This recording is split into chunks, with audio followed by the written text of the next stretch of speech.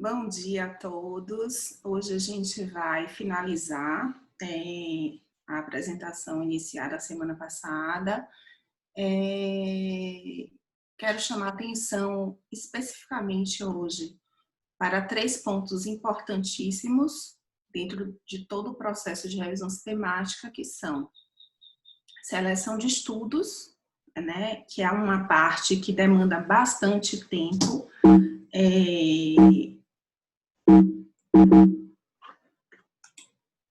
é uma parte que demanda bastante tempo dos autores e é uma parte que deve ter uma sistemática bem pré-estabelecida, porque se não houver esse tipo de acordo, né, prévio entre os autores de como eles vão selecionar os artigos, como eles vão aplicar os critérios de inclusão e exclusão, isso, a revisão sistemática também pode estar condenada ao fracasso.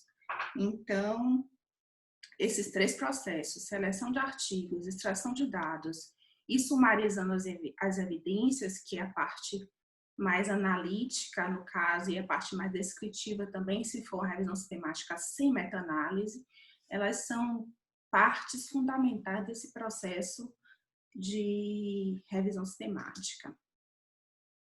Então, a gente parou exatamente na questão de busca, né? Na questão de seleção de artigos.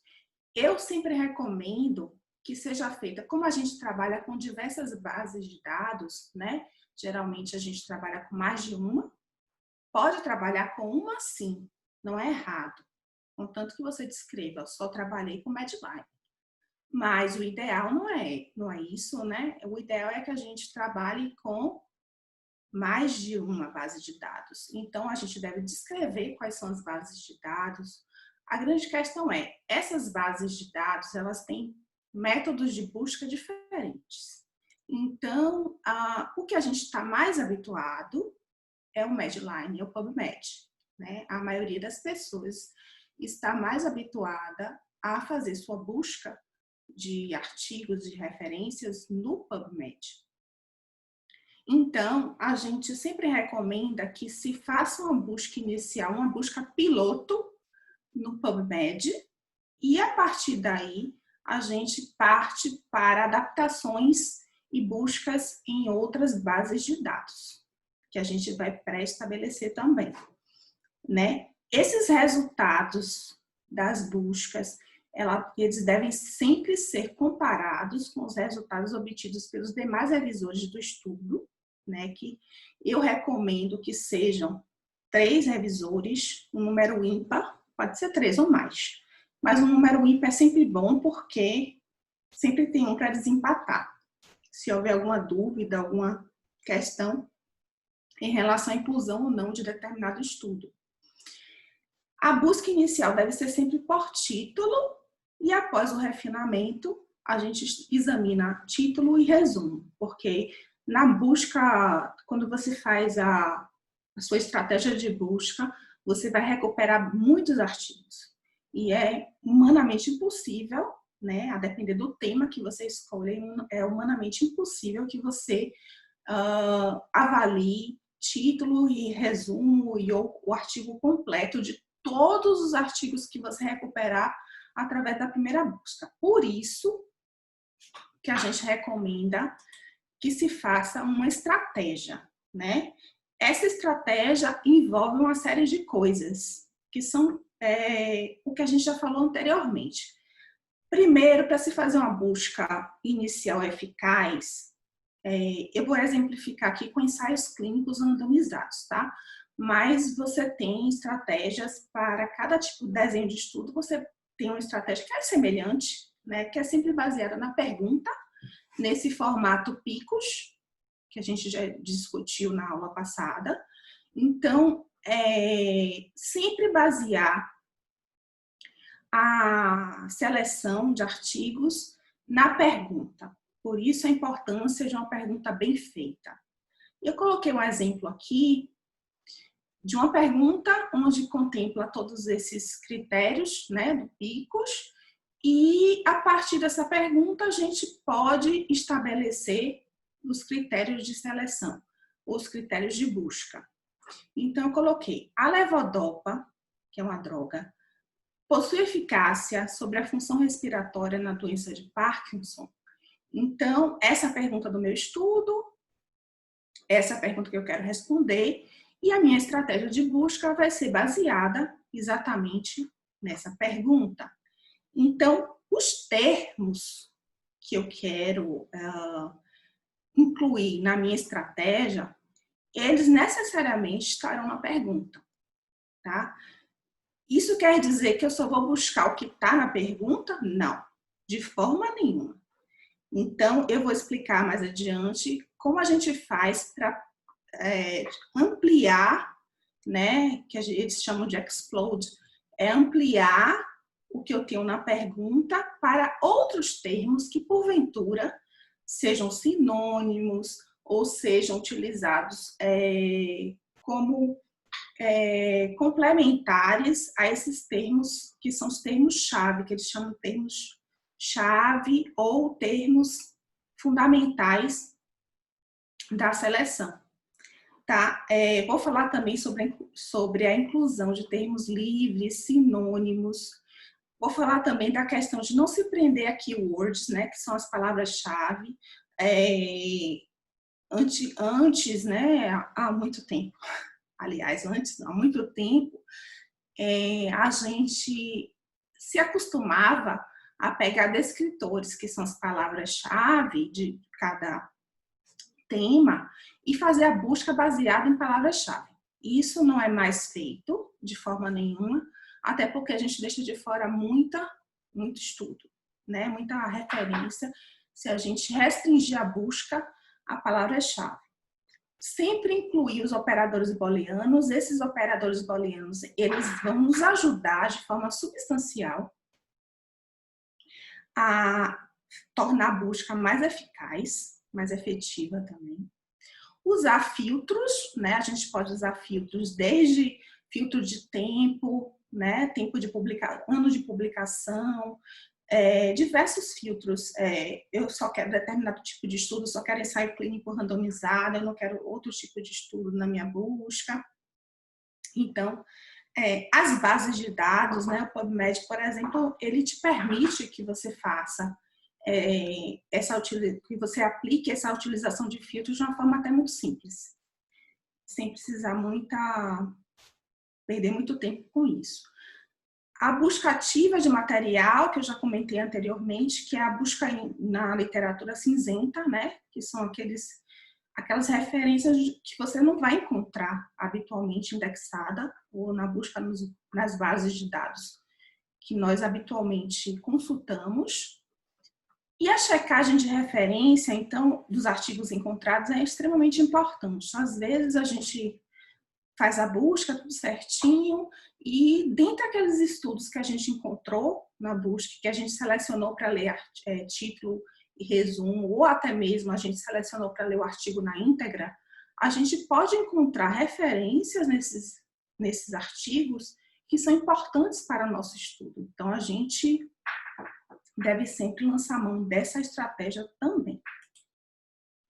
Eu coloquei aqui um template de busca que é utilizado aqui pela Universidade da Tasmânia, mas que eu achei extremamente simples, né? Assim, ele contempla o que a gente precisa e ele é bem objetivo e simples de se utilizar. Então, o que é que ele explora? Né? Na realidade, ele parte dos conceitos-chave, então, são esses key concepts, e aí, a partir do tema que você está pesquisando, que você está fazendo, né, o tema da sua revisão sistemática, você tem como definir quais são esses conceitos-chave. Então, naquela pergunta que eu falei anteriormente sobre levodopa e função pulmonar, eu defini que meus conceitos-chave são esses: levodopa, doença de Parkinson, espirometria, que é uma medida da função pulmonar, e função pulmonar. Isso quer dizer que minha busca vai se restringir a esses 4 termos? De forma nenhuma. Então, o que é que eu faço? Eu aumento isso aqui. Então, Levodopa, pode ser levodopa, mas pode ser droga, pode ser tratamento de doença de Parkinson, pode ser N termos. Então, eu vou ampliar isso aqui para vários termos, utilizando sinônimos, utilizando outras formas de chamar levodopa, outras formas de chamar doença de Parkinson. Posso colocar aqui movimentos involuntários, enfim, parkinsonismo, outras formas de chamar espirometria e outras formas de chamar função respiratória. Isso que é extrapolar os conceitos chaves e tornar minha busca mais ampla, tá? Eu posso utilizar também, além dos conceitos chaves e seus sinônimos, o que eles chamam de free text terms, ou seja, termos livres, né? Geralmente são termos que estão presentes no texto, eles podem estar presentes no título, no resumo, ou no próprio texto do artigo. Então, a gente pode utilizar uma palavra nessa parte aqui da busca, nesses termos livres. A gente pode utilizar uma palavra ou a gente pode utilizar uma frase, por exemplo. Sempre que a gente for utilizar mais de uma palavra, utilizar os operadores booleanos, que eu vou falar na tela seguinte, tá? E essa busca restrita que ele fala aqui, que é um vocabulário controlado, a gente geralmente utiliza no MESH. Então, já assim, é um assunto bem extenso, eu não pretendo aqui ensinar ou entrar na busca feita no MESH, tá? Mas, basicamente, você tem termos que são mais amplos, você tem uma árvore de termos, onde você tem acima termos e abaixo termos também, daquele termo que você, por exemplo, neoplasias. Então, acima de neoplasias, você tem termos mais genéricos e abaixo termos mais restringindo. E na busca MESH você consegue explorar isso. Mas eu não vou entrar aqui em detalhes sobre essa questão. Mas é basicamente isso. Com esse cartão aqui, com esse template, você consegue definir uma estratégia de busca eficaz. Então, aqui são os operadores booleanos, são 3, or, and e not. Sendo que o or você amplia a busca. Então, toda vez que você coloca uma palavra, or, outra palavra, você está querendo dizer o quê? Que do texto que você, na referência que você vai encontrar, pode ter um termo ou outro, não necessariamente os dois. Quando você usa o operador booleano AND, você restringe a busca, porque você está dizendo que você quer um ou outro. Então, você pode ter levodopa ou um outro não. Você quer os dois. Você pode ter levodopa e doença de Parkinson. Então, todos os artigos e referências que você vai obter na busca, ele vai ter que necessariamente incluir os dois termos. Quando você coloca not, você exclui o segundo termo. Então, se você coloca levodopa, not, doença de Parkinson, você está dizendo que você só quer os artigos que citem a levodopa, mas você não quer nenhum artigo que cite doença de Parkinson. Então, você pode montar a sua estratégia de busca baseado nesses operadores booleanos somente, ou você pode lançar mão de outras estratégias que ampliam a sua busca. Uma das estratégias muito utilizadas é o truncamento. O que é o truncamento? Você tem uma palavra como análises. Só que essa palavra ela pode ser analytic, enfim, a terminação dela pode ser qualquer uma. Então, você não quer excluir analytic, por exemplo. Você quer incluir análise e analytic. Então, você utiliza esse símbolo aqui, que ele vai truncar o final da palavra. Então, ele traz outras palavras além de análise. Ele pode trazer analyze, analytic, etc. Outra Outra estratégia bastante interessante que eu trouxe aqui é quando você quer trazer palavras que estão em conjunto no texto, sem nenhuma palavra no meio. Então, por exemplo, eu quero falência e cardíaca. Eu não quero nada no meio, eu quero falência cardíaca. Então, eu coloco esse ADJ. Então, essa estratégia aqui só vai me trazer textos onde os termos estão juntos. Então, se tiver qualquer palavra ou qualquer coisa aqui no meio entre falência e cardíaca, essa referência não vai ser obtida na minha busca. Aqui eu coloquei uma estratégia que nós utilizamos, é um exemplo, né? De uma estratégia que nós estamos utilizando na realidade. Esse artigo ainda não foi publicado. Estamos utilizando em um estudo de neurologia, né? Uma doença neurológica. Essa busca, essa estratégia ainda precisa ser melhorada, mas é uma estratégia válida. Utilizando os operadores booleanos and, or e not. Então, o mais importante quando você vai fazer uma estratégia de busca, quando você vai selecionar os artigos, que é uma etapa bastante demorada, né, da revisão sistemática, é que tudo seja claro. A transparência é fundamental.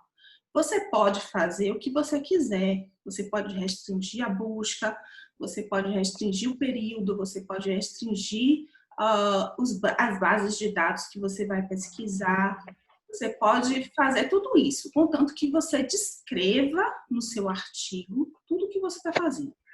Então, se tudo estiver descrito da forma adequada, no momento da publicação, não tem problema nenhum que você restringe idioma. Eu só quero artigos publicados em inglês, não tem problema.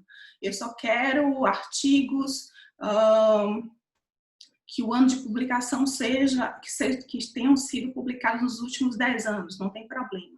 Contanto que tudo isso esteja descrito na sua publicação. Então, partindo para a extração de dados, que é uma próxima etapa, né? Então, você já fez sua busca, selecionou os artigos, em conjunto com os outros revisores, você incluiu, excluiu, aplicou os critérios de inclusão e exclusão, e você já tem na mão o que você pretende incluir na sua revisão sistemática com ou sem meta-análise, né? Você deve ter sempre à mão um formulário para extração. Esse formulário ele não pode ser um formulário, cada um desenvolve o seu. Não, de forma nenhuma, tá? Tudo é padrão, tudo na revisão sistemática é padronizado, inclusive o formulário para extração de dados. Esse formulário é livre. Assim, não existe uma imposição de que você deve colocar determinados elementos nesse formulário. Agora, é recomendável que você coloque algumas informações que são essenciais, até porque esse formulário de extração de dados, ele vai se transformar, ele pode se transformar na tabela do seu estudo. Então, você já facilita a sua vida, né? Então, se você já tem um formulário para extração de dados, você coloca aqueles elementos fundamentais, que eu vou falar na próxima tela. Os elementos fundamentais, e praticamente você já tem a tabela do seu estudo pronta, né? Então, assim, facilita bastante, além de evitar viés de extração, né, na realidade, porque todo mundo vai fazer extração de acordo com aquele protocolo de extração previamente estabelecido pelos autores. Geralmente, como eu falei, uma quantidade ímpar de investigadores é importante porque a gente consegue resolver as discordâncias com mais facilidade. Se houver alguma referência não publicada, ou seja, naquela literatura cinzenta, ou então, às vezes acontece muito, você pode obter um artigo onde os dados eles estão publicados de uma forma, por exemplo, em forma de figura ou de gráfico, e você não consegue extrair os dados originais. Então, você pode entrar em contato com os autores para conseguir essa informação. E na busca também, você, às vezes, até no momento da extração dos dados, você identifica, pode chegar a identificar dados publicados em duplicidade. Por exemplo, tem autores que eles pegam eles fazem 3 ou 4 artigos com a mesma população e saem publicando desfechos levemente diferentes. Então, você não vai incluir, aumenta, por exemplo, aumenta um pouquinho a população. No primeiro estudo ele colocou 100 pessoas, no segundo ele colocou 150, no terceiro ele colocou 200. Ele vai aumentando o N de um estudo para o outro. Então, você não vai incluir os 4 estudos na sua análise, porque você vai superestimar o efeito. Então, você escolhe um dos 4, geralmente a gente escolhe o que tem o maior N e inclui na sua análise. O formulário para extração de dados é bem simples. Eu sugiro, nós sugerimos que se coloquem esses dados que são autor, ano de publicação, a população estudada, tamanho de estudo, intervenções que você quer estudar, os desfechos, o desenho do estudo, que é importante, o tempo de segmento. Eu trouxe aqui, mais tarde, daqui a pouco eu vou mostrar uma tabela, onde a gente tem isso bem explícito. Passando para a sumarização das evidências, que é a parte de resultados na realidade, a gente tem uma sequência previamente estabelecida a seguir, tá? Então, o prisma, ele nos dá um direcionamento, um fluxo a seguir. E a gente não pode fugir muito desse fluxo. Então, para relatar os resultados, a gente, inicialmente, tem que colocar essa figura, que é o flowchart, a figura do prisma. Então, eu trouxe aqui, esse artigo já foi publicado, eu trouxe aqui, basicamente, essa é a estrutura da figura do prisma, onde você tem a parte de identificação dos estudos, que é essa primeira aqui, Então, foram os estudos, aqui são os estudos identificados pela busca eletrônica, a quantidade deles. Após a aplicação dos critérios de elegibilidade, a gente obtém determinado número de estudos e exclui um outro tanto, que a gente excluiu 178, ficamos com 10.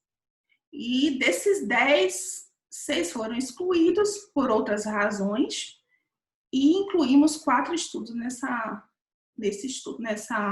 revisão sistemática aqui. Então, esse fluxo eu só trouxe para mostrar para vocês que realmente ele deve ser incluído em toda a revisão sistemática. As evidências elas podem ser apresentadas em forma de texto, em forma de tabelas ou em forma de figuras ou gráficos. Geralmente, a primeira coisa que a gente procura numa revisão, em qualquer artigo, não só revisão sistemática, são as tabelas e figuras. Por quê? Porque é mais palatável, O texto a gente lê, mas as informações contidas numa tabela ou numa figura, elas nos traduzem mais coisas em menos tempo. Então, é interessante que o artigo traga esse tipo de informação em forma de tabelas ou figuras.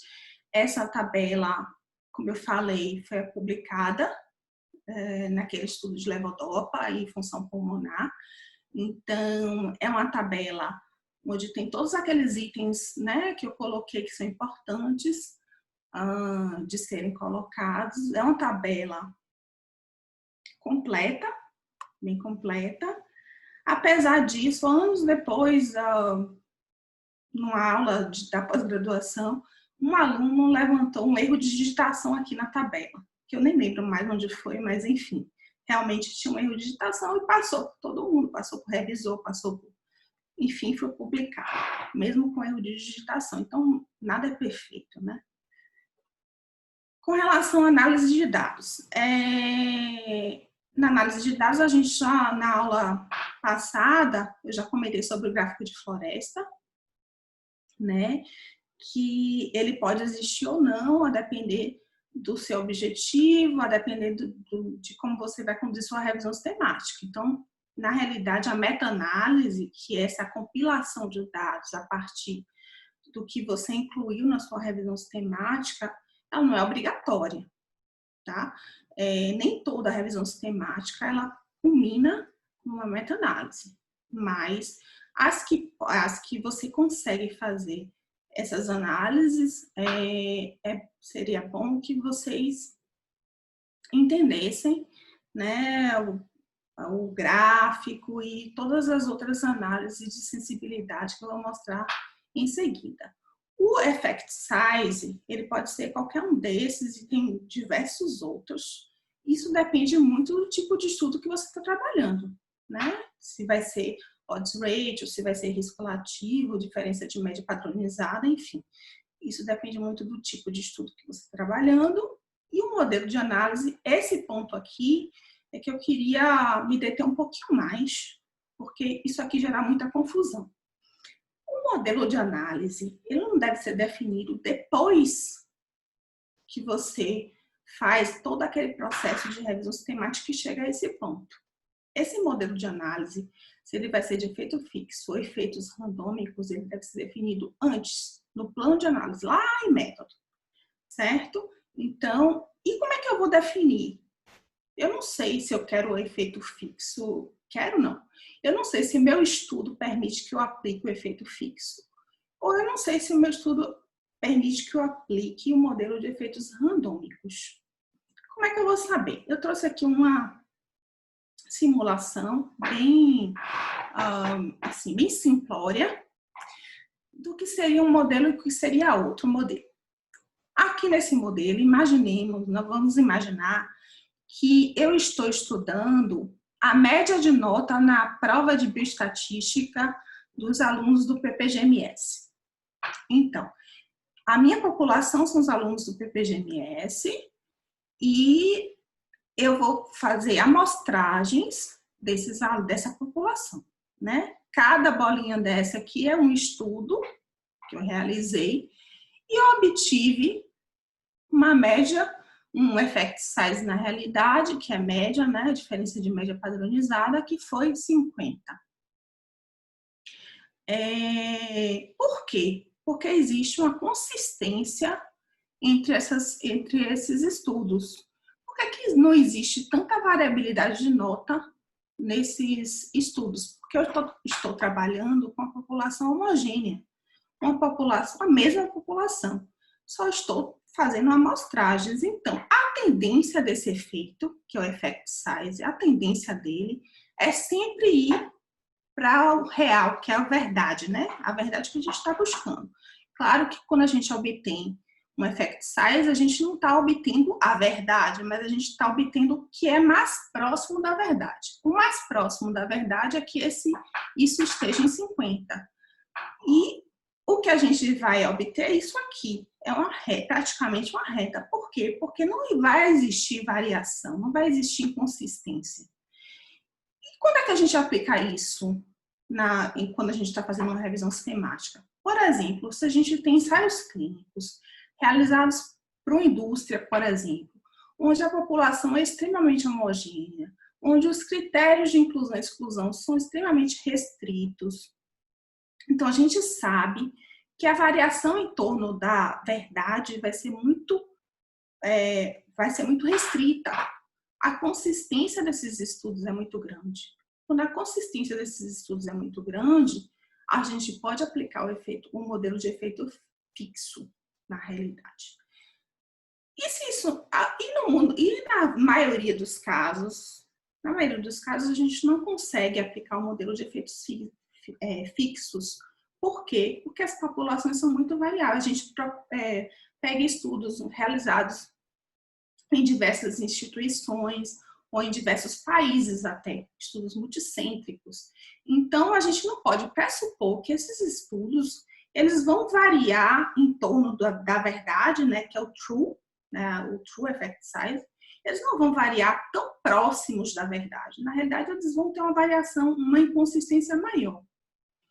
Por terem uma inconsistência maior, a gente vai aplicar o modelo de efeitos randômicos.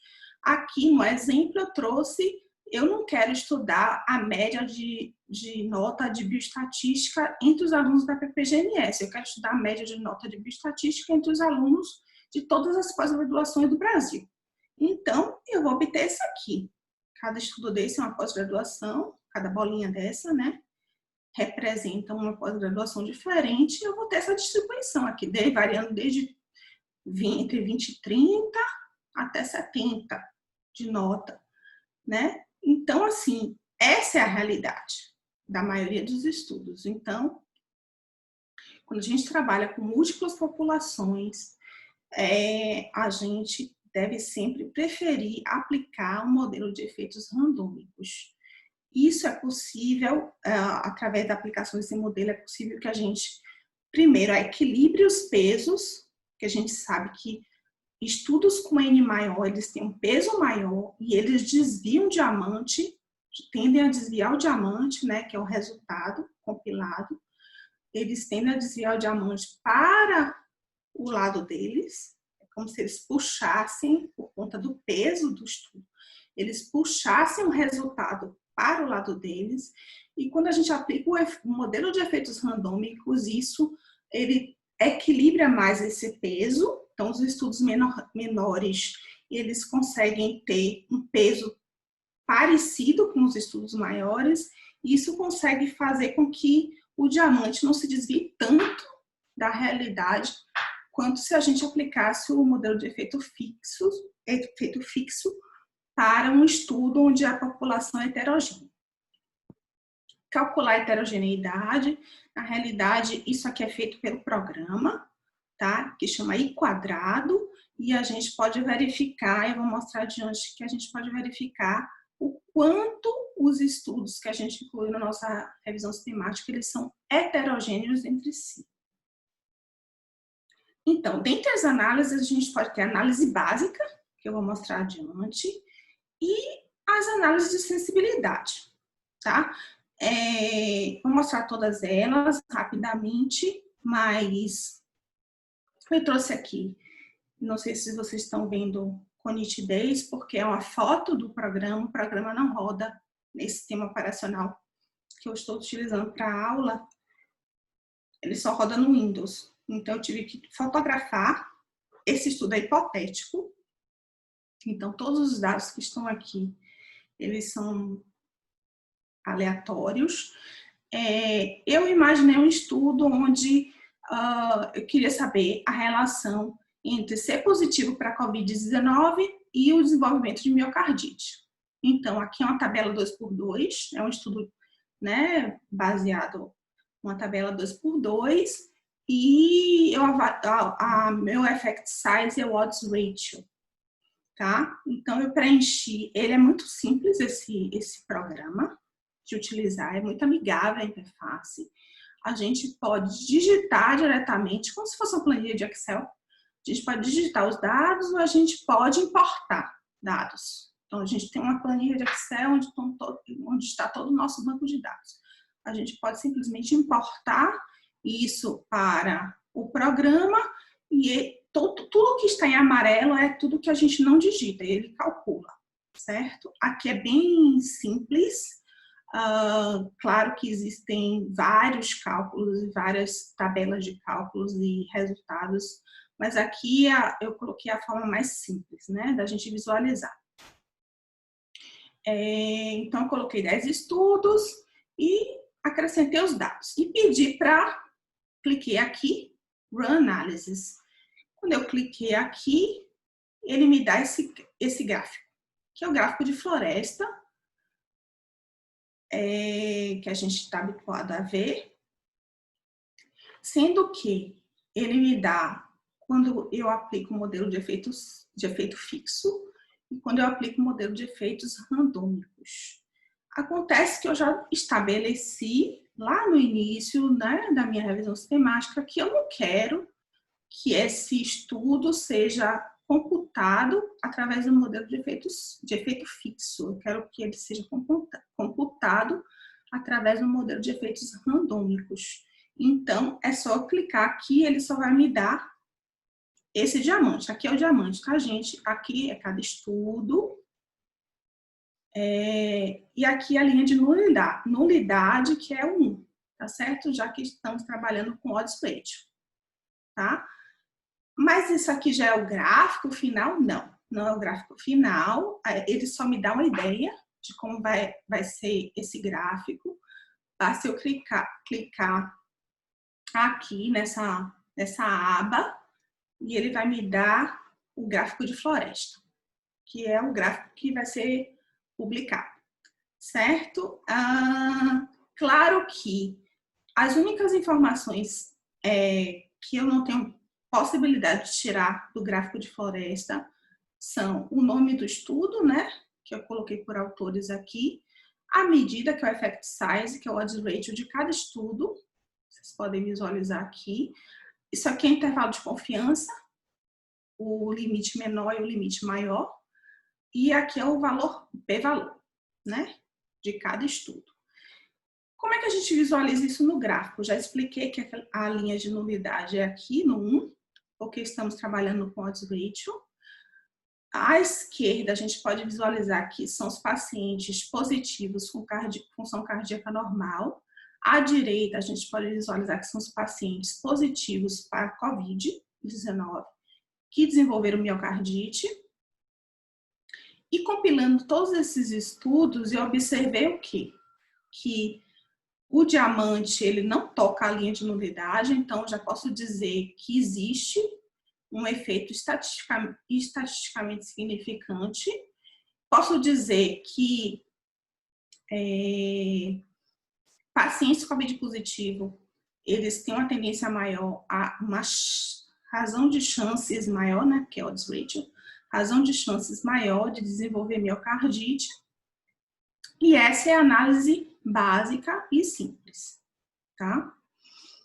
Eu posso fazer outras análises? Posso. Por exemplo, eu posso perguntar se existe alguma diferença no efeito. O efeito é esse aqui, 3,66. Estatisticamente significante, um P de 0,00.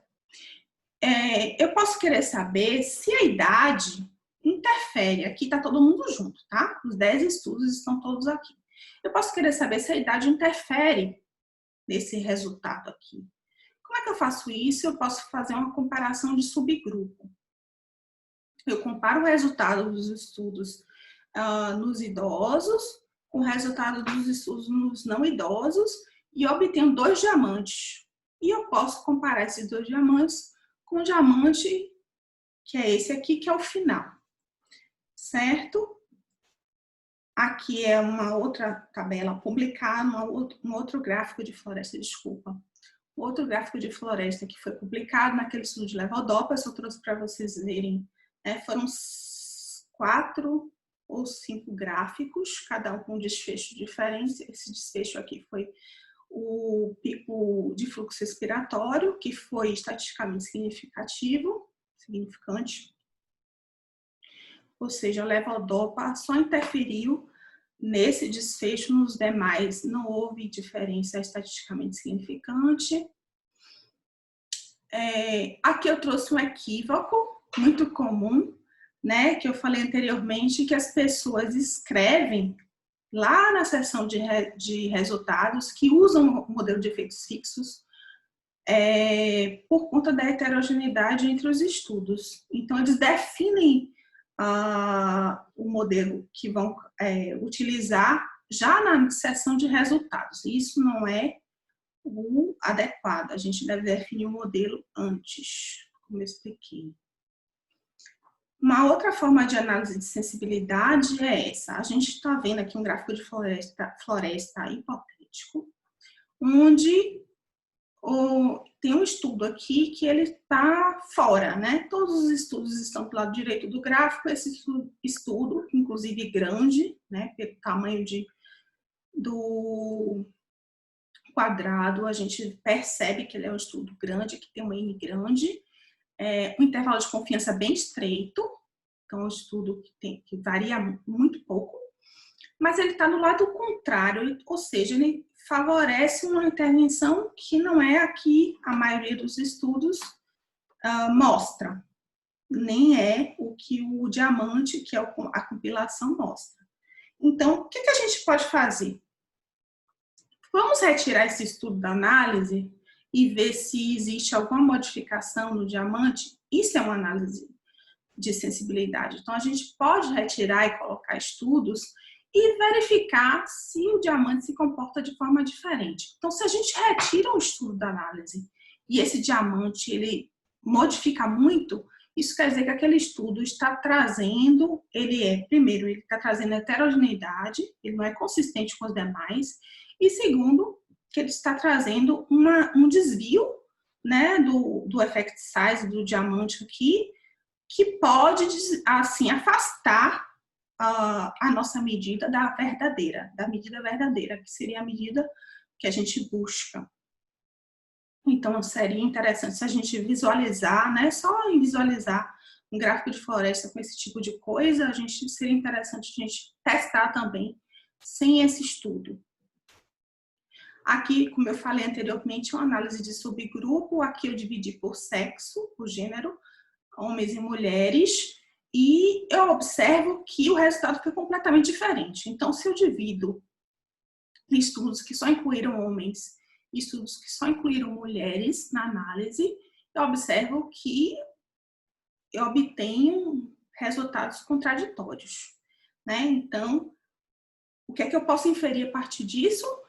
Que essa intervenção, ou esse tipo de intervenção que eu estou estudando, ele tem um efeito diferente em homens e mulheres. Partindo para aquele estudo hipotético, que eu disse no início sobre Covid-19 e miocardite, eu fiz também uma análise de subgrupo separando os idosos dos não idosos, né? Os acima de 60 com os abaixo de 60. E eu observo que existe uma diferença. Aqui é o diamante dos idosos, né? O effect size. Aqui é o effect size dos não idosos. Eu observo que existe uma maior tendência ao desenvolvimento de miocardite nos idosos do que nos não idosos. Observem também que a consistência é maior, né? Porque o intervalo de confiança no diamante é essa medida aqui, ó, de um extremo a outro do diamante, a largura do diamante. Aqui a gente vê que é bem mais largo e está quase tendendo a encostar na linha de nulidade, que é o 1. Né? Então, a gente percebeu aqui que existe, pelos números também dá para perceber, aqui o odds ratio foi 4,40, aqui foi 2,73, a gente pode perceber que realmente existe uma interferência da idade do desfecho, que é miocardite. Uma outra possibilidade de análise é a meta-regressão. Nem sempre a gente vai fazer meta-regressão, mas às vezes a gente precisa, porque a gente identifica algumas covariáveis nos nossos estudos que podem estar diretamente relacionadas com o desfecho, né? E elas podem estar interferindo ou pesando no meu desfecho, tanto positivamente quanto negativamente, né? É uma técnica que ela utiliza a técnica de regressão, né, como se fosse uma análise multivariada, só que para meta-análises. A vantagem dela em relação à análise de subgrupo, que também é uma análise de sensibilidade, é que a análise de subgrupo, ela só utiliza variáveis categóricas. A gente não consegue utilizar variáveis contínuas, colocar no modelo variáveis contínuas. Na meta-regressão, a gente consegue fazer isso. A gente consegue colocar tanto categóricas quanto contínuas, quanto as duas. Se a gente quiser colocar várias covariáveis no modelo e analisar o impacto de cada uma sobre o resultado final, que é o effect size, a gente consegue, certo?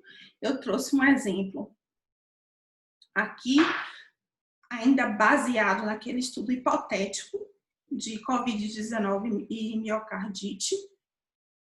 Eu coloquei uma covariável aqui que seria cardiopatia prévia. Então, os pacientes que têm cardiopatia prévia, existe alguma interferência dessa covariável no meu desfecho final? Então, eu tenho meu desfecho final analisando todos os pacientes, independente de terem ou não cardiopatia prévia, e eu coloquei no meu modelo de meta-regressão essa variável categórica, que é sim e não, e quero analisar se existe impacto.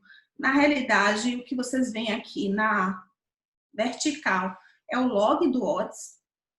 Aqui na horizontal vocês veem duas colunas. A primeira coluna é sem cardiopatia prévia, a segunda coluna é com cardiopatia prévia, e aqui a média, tá, dos estudos. Cada bolinha dessa, cada ciclo vazado é um estudo diferente. Aqui estão os 10 estudos que a gente colocou na análise. O que eu posso observar? Na realidade, o que interessa são vários cálculos. Quando você faz isso no programa, você tem uma aba aqui que você consegue visualizar todos os cálculos realizados. Aqui já é o scatter plot, que é a plotagem do gráfico, só para vocês visualizarem de uma forma mais palatável, mas tem todos os cálculos, todas as fórmulas, mas o que importa aqui é o R quadrado. O R quadrado ele vai me dizer o quanto impacta essa presença de cardiopatia prévia no modelo. E ele está me dizendo que impacta 0,8. Ou seja, de todas as variáveis, o impacto dessa variável ter cardiopatia prévia, seja ela qual for, é de 0,8, que é muito alto. Explica quase todo, né? 80% do meu resultado, do meu diamante, é explicado por essa presença de cardiopatia prévia. Então, é isso, basicamente, assim, de uma forma bem simplística, o que esse gráfico de meta-regressão quer nos dizer. Um outro gráfico que é gerado quando a gente está avaliando uma variável contínua seria dias de hospitalização. Então, aqui na horizontal, a gente tem quantidade de dias hospitalizado e aqui na vertical, logs do odds. Cada círculo é um estudo diferente, ele vai me gerar uma reta de regressão logística, que na realidade, nesse exemplo hipotético, não houve diferença. Então, dias de hospitalização, o R quadrado foi 0, eu não coloquei aqui, mas o R quadrado foi 0, ou seja, dias no hospital não faz diferença para esse modelo aqui. Então, não importa se o paciente ficou 4 dias, 5, 6, 7 ou 20 dias no hospital, não existe impacto desse tempo de hospitalização sobre o desenvolvimento de miocardite em pacientes COVID positivo. Eu só coloquei o mesmo gráfico, é o mesmíssimo gráfico, e aqui são os intervalos de confiança, tá? Só acrescentei os intervalos de confiança do gráfico. Geralmente, essa reta aqui foi uma reta, porque não houve realmente interferência dessa variável, que eu fixei, dias de hospitalização, mas ela poderia ser assim. Se ela fosse assim, né, invertida, em decrescente, o que é que isso me diria? Que quanto maior o tempo de hospitalização, maior as chances desse paciente desenvolver miocardite. Então, mas não foi isso que aconteceu aqui. Mas caso tivesse sido esse o resultado, era assim que a gente deveria interpretar esse gráfico. Com relação ao viés de publicação, a gente sempre vai analisar através do gráfico de funil, de uma forma bem rápida, todos os estudos que forem, quanto maior a precisão do estudo, mais alto ele vai estar.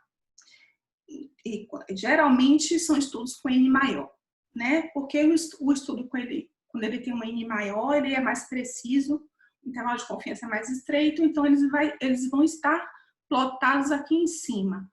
Quanto menor o estudo,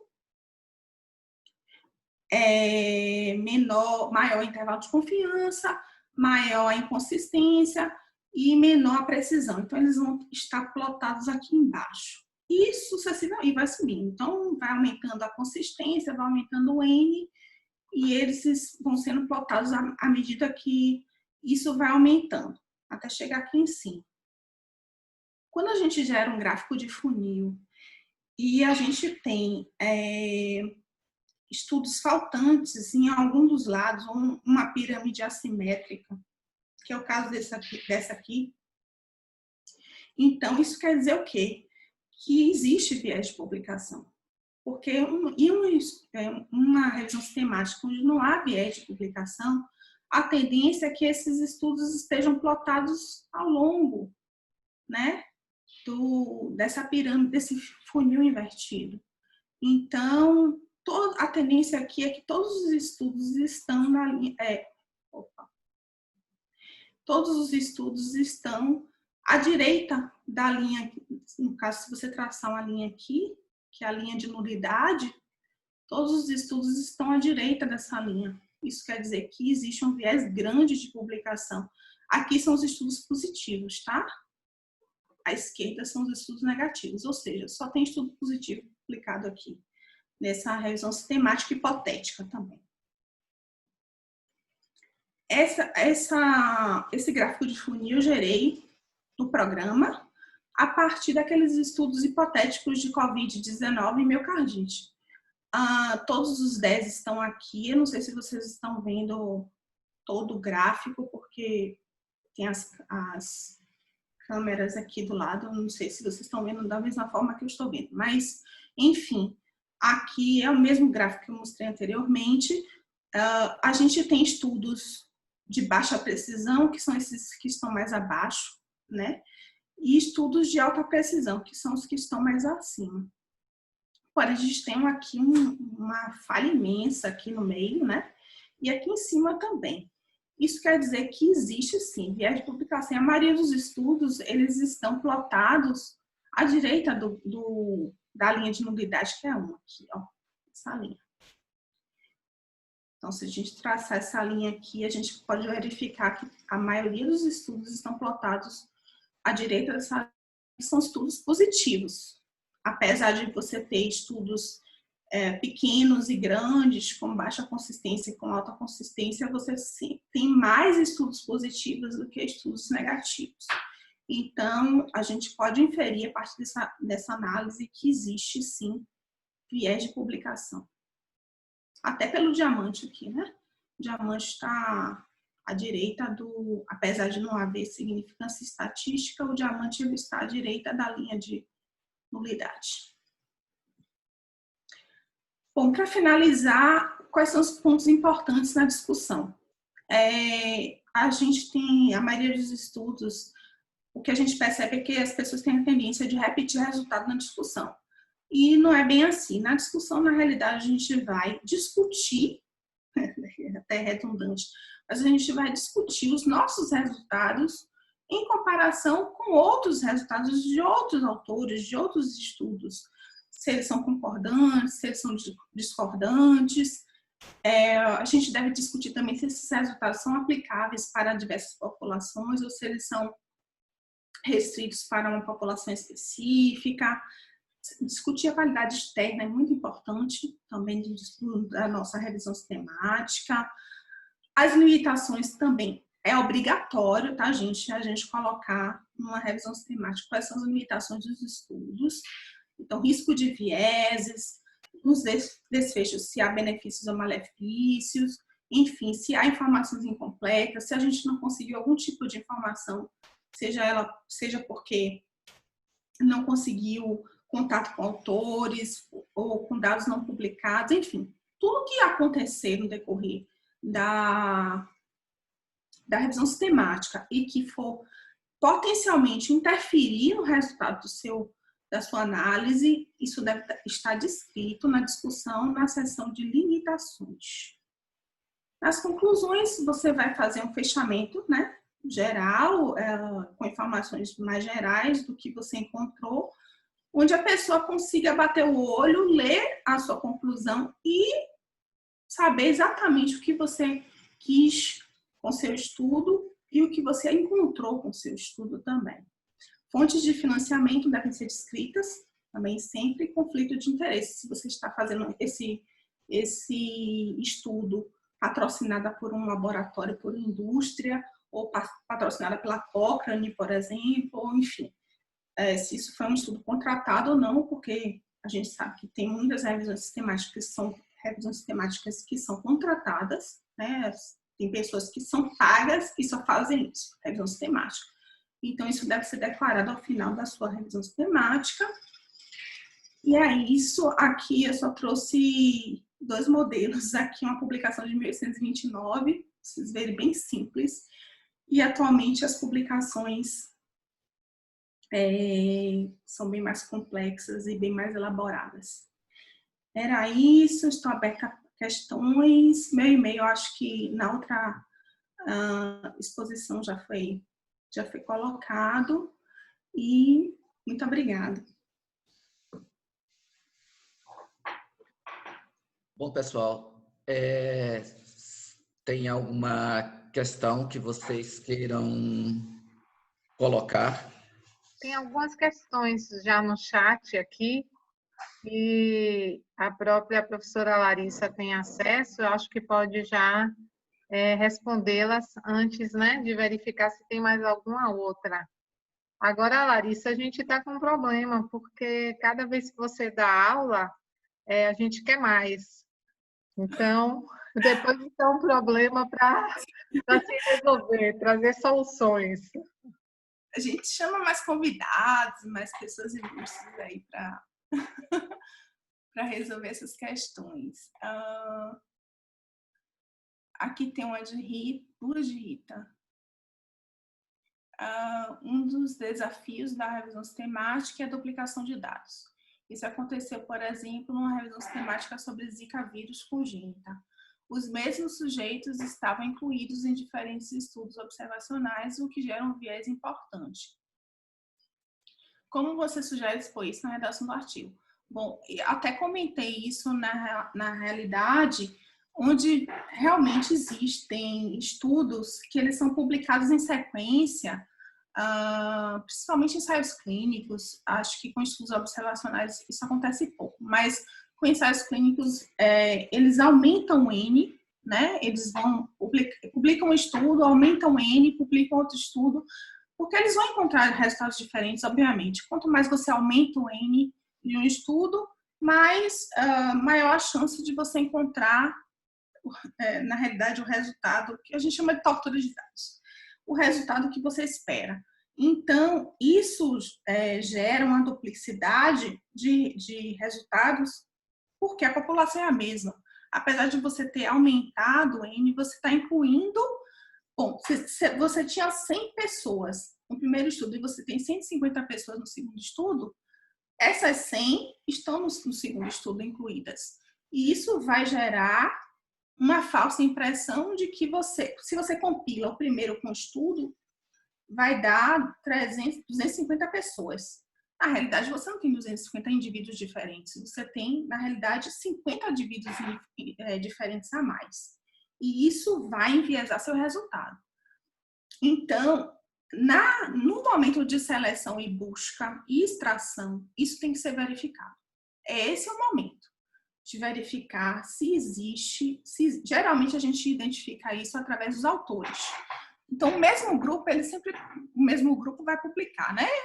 Então, assim, é difícil, mas a gente tem que estar atento a isso. Então, a gente, pelos autores e pelo grupo que publica, a gente vai identificando se existe uma sequência de publicações naquele mesmo tema e com populações semelhantes. Então, se existir isso, a gente já sugere para a gente que aquelas são publicações em sequência e com a população em duplicidade. Então, você vai excluir todos os estudos? Não, você vai excluir apenas um dos estudos, né? Geralmente a gente inclui o último estudo publicado, porque é o estudo que tem a maior população, maior N, e o estudo mais recente, mas incluir todos não dá, não pode, porque você vai estar enviesando os resultados. A segunda pergunta é no gráfico hipotético de miocardite, COVID, idosos, não idosos. Há mais estudos em idosos e talvez a amostra nesse grupo seja maior, o que também influenciaria o effect size. A área do diamante é um indicador indireto de tamanho de amostra, como acontece nos resultados dos estudos individuais, cujos efeitos são registrados pelo quadrado.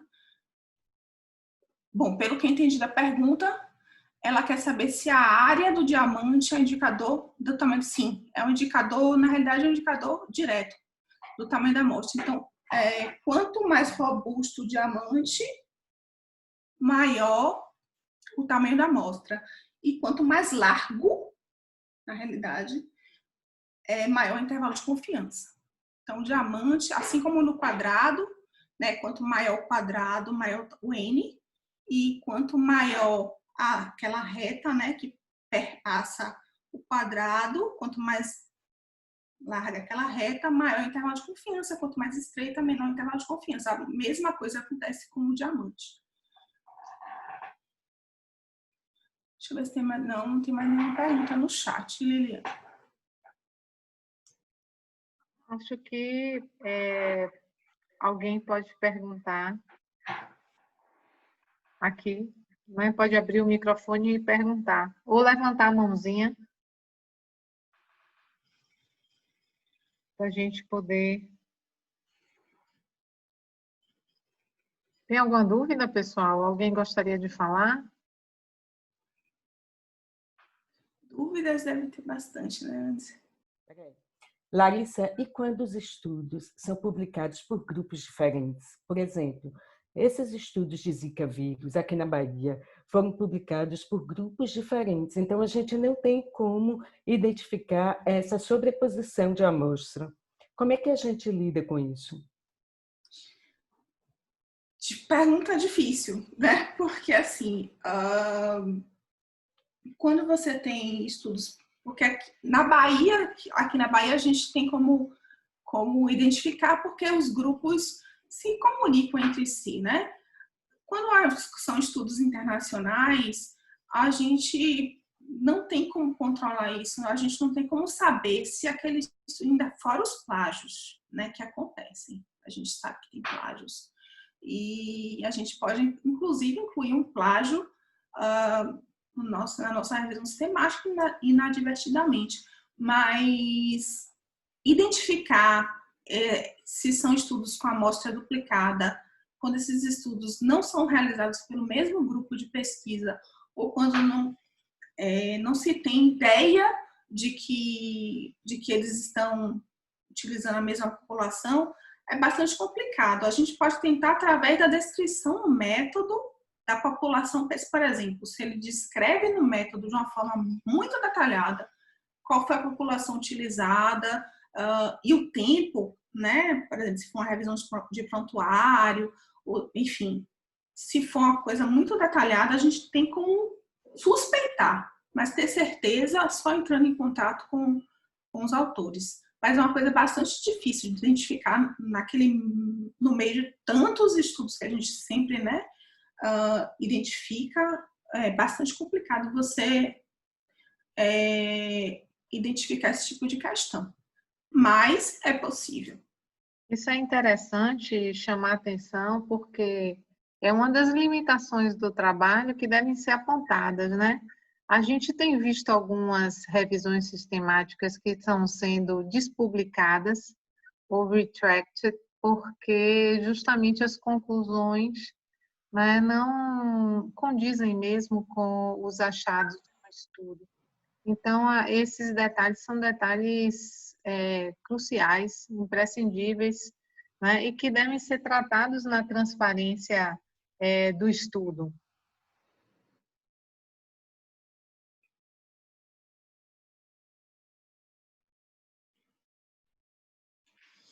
Mais alguma pergunta?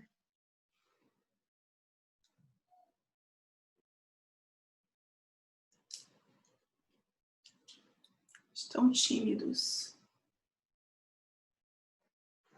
Eu acho que eu vou parar a gravação aqui agora, tá? Eu quis incluir algumas dúvidas na gravação, vou parar a gravação agora.